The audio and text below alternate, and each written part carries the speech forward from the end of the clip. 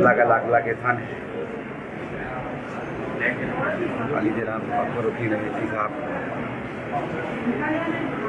की दावत पर सदर साहब से रब्त कर जो है वापिस ममलिकत की आदमी ने शमूलियत लिया और कोई भी लालूच या कोई डिमांड के ऊपर नहीं।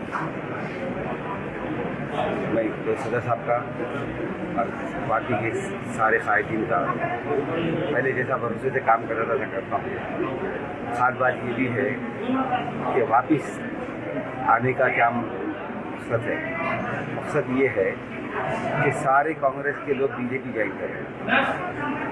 मैं अपनी पार्टी में वापस अपनी ही पार्टी में वापस आ जब बीजेपी ज्वाइन करें, हमारा झगड़ा बीजेपी से है, तब अपनी पार्टी में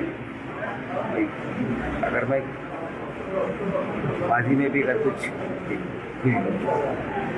गलत बातें हुई हैं उससे मैं माफ़ी चाहता हूँ। शुक्रिया।